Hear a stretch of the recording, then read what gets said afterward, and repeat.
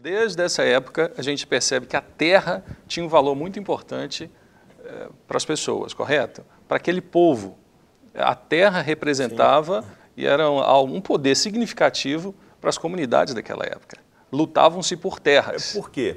Porque a mentalidade desses povos era uma mentalidade ligada à terra, no sentido de que a nossa história está aqui, os nossos pais viveram aqui, os nossos avós viveram aqui, os nossos bisavós viveram aqui, e como nós vamos abandonar essa terra, e abandonando essa terra, vamos abandonar a nossa história e os nossos antepassados. A nossa tradição então, cai. Não é tanto assim o valor monetário da terra, mas é o valor social da terra, é o lugar da nossa história, né? E da nossa família.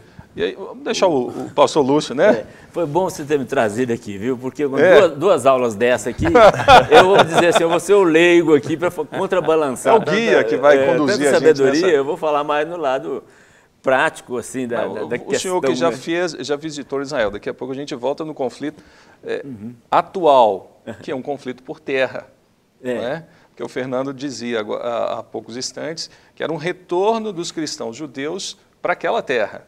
Até mesmo porque é considerada uma terra santa para eles, de origem.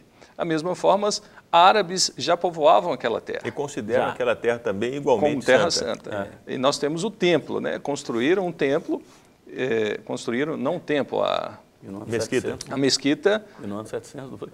Acho que foi um pouco depois, né? Quase no mesmo século, a mesquita foi criada. Numa localização, acreditam-se alguns historiadores, bem próximo onde é o templo. Não, exatamente no lugar onde era o templo. O templo de Israel.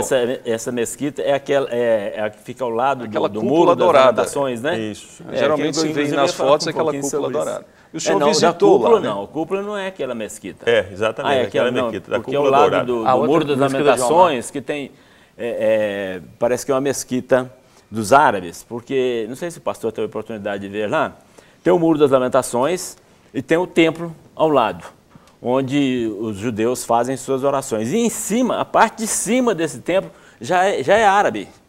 Então, porque parece que aquilo foi feito para poder conciliar um pouco, porque a briga estava muito grande por causa daquela região ali. Então acontece muitas vezes quando os judeus estão orando, quando há mais judeus orando, e os árabes têm também a mesquita deles logo em cima do templo, eles começam a de lá a soltar música com chofar, fazer o maior barulho para atrapalhar as orações dos judeus cá. Não sabemos se os judeus também fazem vice-versa, mas a verdade é que isso acontece, né? Agora é interessante a gente pensar o seguinte, é bom vocês dois aqui, que se eu falar alguma coisa que estiver fora da história aí, vocês podem me corrigir, eu ficarei feliz da vida em aprender. Mas, segundo nós sabemos, né? Esse conflito começou lá com Abraão, Ismael e Isaac, não é isso? Se não me engano, Gênesis 12, onde habitar um, ao seu lado terá um... E mais ou menos para quem não sabe a história, né? Deus prometeu a Abraão que lhe daria um filho, e etc, mas passou algum tempo, esse filho não vinha. E Sara falou com Abraão, olha, é melhor você ter um filho com a escrava, não é isso? E aí que veio primeiro então o Ismael, que era o filho da escrava. Mas, passado algum tempo, Deus deu um filho... Cumpriu a promessa e veio na Isaac. Família, com Sara, e cumpriu a promessa e veio Isaac. E começou a surgir conflito ali entre os dois.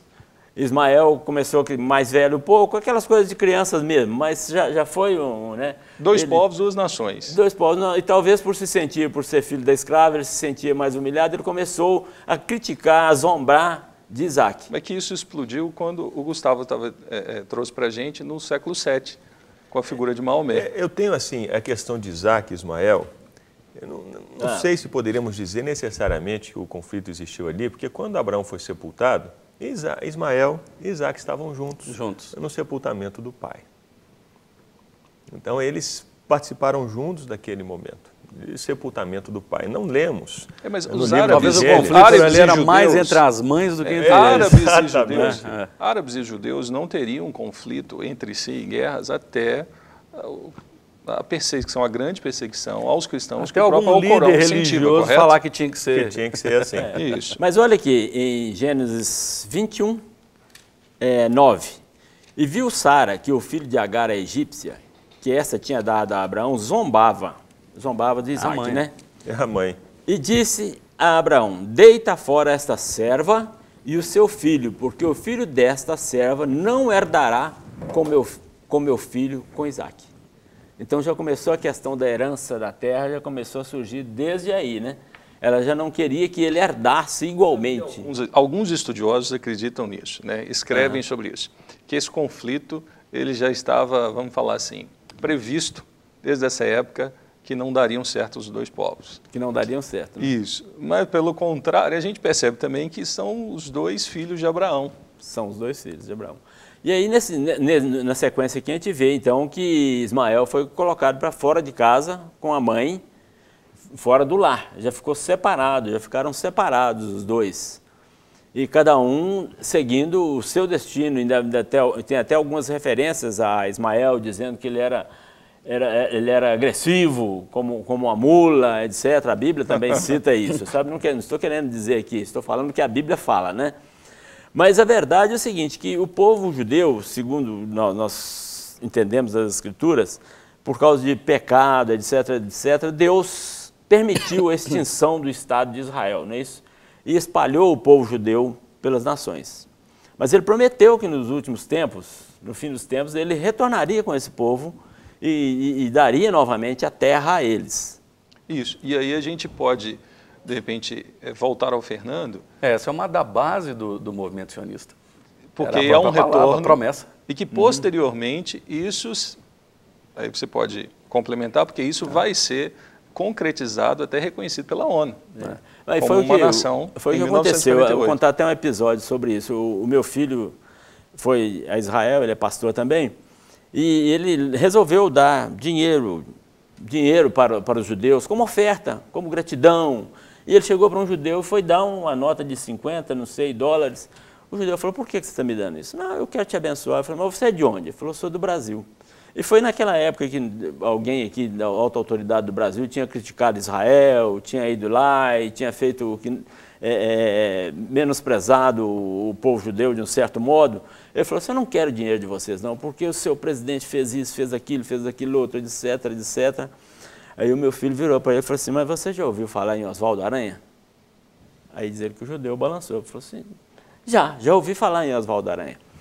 Ele falou, pois é, o Oswaldo Aranha ele pertencia à União das Nações Unidas, né? Vocês devem conhecer a história, e não sei por que motivo ele estava presidindo na época quando foi colocado em pauta a sessão, aliás, presidindo a sessão, né? Isso, boa correção. Ele foi colocado em pauta a criação do Estado de Israel. E ele teve um papel muito importante nisso aí, porque ele era a favor da criação do Estado de Israel e havia muitos países que não queriam, né? A criação, os árabes mesmo estavam lutando para que não se criasse o Estado de Israel novamente, né? Isso foi em 1947, parece, 48, 47, 48.